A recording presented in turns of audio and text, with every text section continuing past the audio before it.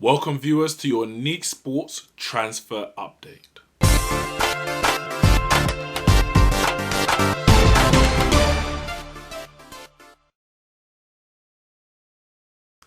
Big news today in Manchester. Manchester United have signed Federico Rodrigues de Paula Santos, or Fred, from Shakhtar Donetsk. The Brazilian central midfielder has signed for £52 million on a 5-year deal.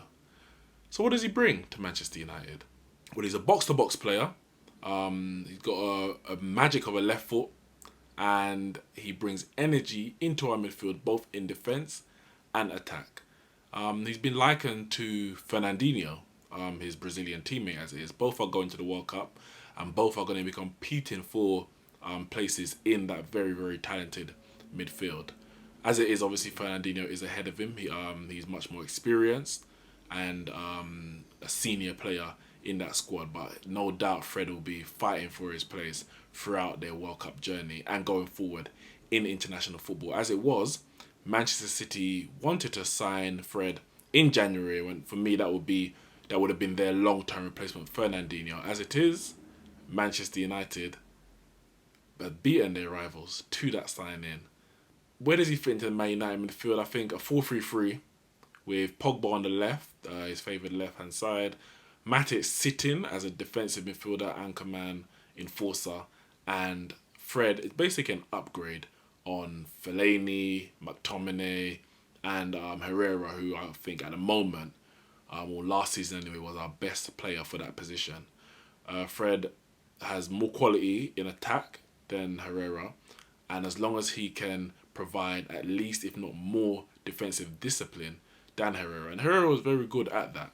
I remember one game, I think it was not last season, season before, where he had a man mark Hazard, and he's been put on that job since then on different players, and he has that defensive discipline. So Fred just needs to make sure that under Mourinho he's learning to remain disciplined where is necessary. But what it does do, it allows Pogba to be free to attack at will, to help the front three, and Matic, it gives Matic some more support in the middle of the park.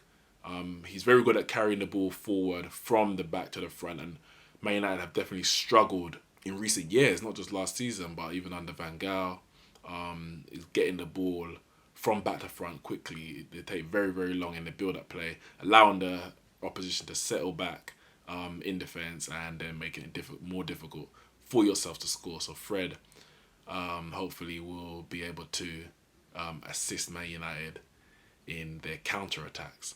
Now, when you describe Fred as a box-to-box, tenacious, left-footed Brazilian, you might think you're talking about Anderson, an ex-Manchester United player. We haven't had the best of luck when it comes to signing Brazilians. Cleverson is another one that comes to mind. But one can only hope that the level of football that Fred has shown at Shakhtar, in the Champions League specifically, and obviously in the Ukrainian league, against opposition such as Manchester City, who will be coming up against next season, that he's going to be a much more successful player than previous Brazilians. So I welcome Fred. 50 million for a central midfielder in this market is not a lot of money. So I think Man United have pretty much got a very good deal.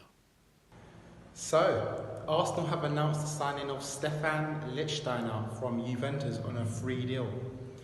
The Swiss international comes from Juventus, having a rich vein of experience. He's actually the captain of Switzerland, having played over 90 games for them. He should be hitting his 100th game at the World Cup this year if he stays fit. A lot of our fans will say, well, he's 34 years old. How many games is he actually going to play? How much of it his experience is he going to be able to pass on, being that old, and how is he going to play at Arsenal? Well, for me, I've not seen him many times in the past year or so, but haven't seen him previously, and this last season as well, just gone. He played against Spurs in the Champions League. I remember coming off the bench.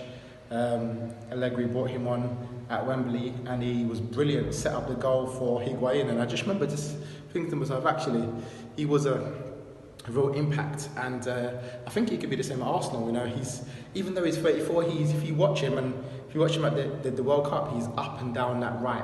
Whether it's right wing back, whether it's right back, whether it's right wing, right midfield, he can do that as well. And he can do things that, you know, Hector Bellerin at Arsenal, who's our Arsenal current right back, can't do as well, like such as cross the ball. His cross for Higuain, like I said, in that goal was brilliant. He can provide that a bit more of width, that bit more of a cross. And I don't think it's a long-term deal. It's not been announced exactly how long, but I believe it's a year with an option to extend to another year. So it's only someone just to come in and fill the gap really at right back, which we had missing with Debussy obviously leaving in January, and you know, Callum Chambers not really a right back, kind of filling in there for the past year or so. So someone who knows how to play it. It's a free deal, so you can't really lose in this situation. You're just putting someone else in the wage bill, but someone who comes with 7 league titles and experience to boot, 2 Euros and 2 World Cups. This is going to be his 3rd World Cups. You know, I don't think you can really lose in this situation. I think it's a good signing. He's not the best right back in the world. He's not the greatest right back in the world, but you know, he comes playing with a back 5 in Juve that have won, like I said, titles back to back. You know, had a brilliant Champions League campaign the year before last, so he knows how to do it in Europe as well. Having seen him speak already, he knows the challenge coming to Arsenal is to get at least back into the Champions League, as you know, that's the aim for the season. So he knows his pedigree. Unai Emery's already said that, you know, he's coming bringing a wealth of experience to the back 4, to the back 5, however they want to play the defensive line. And I agree. And you get times in games that Arsenal are a bit feeble and might be 1 or 2-0 up and Chase trying to see the game out. And someone like that is a good person to come on, just to shore up things at the back. Bellerin has played pretty much every game last year because we didn't really have a right back. You know, Debussy was injured, didn't really find his fitness. So having an option there, for me, I can't see it as a bad signing for Arsenal. Like I said, hopefully it's not the only one this season, and that Arsenal do progress, and this could be the first of many under Emery this season. Also, interestingly, he came. The rumours were that he was going to come to Arsenal before Emery even joined, so clearly this is part of the new recruiting system that Arsenal brought from Germany. So this is part of this, the new system that they've got really, and he's part of it.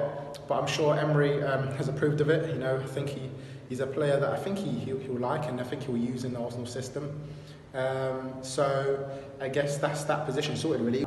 We move on to the next signings. Hopefully we'll get a couple more before the World Cup and maybe a couple afterwards as well. So yeah, we'll see what happens. But yeah, that's my thoughts on Lichtsteiner signing for Arsenal. Welcome, Stefan.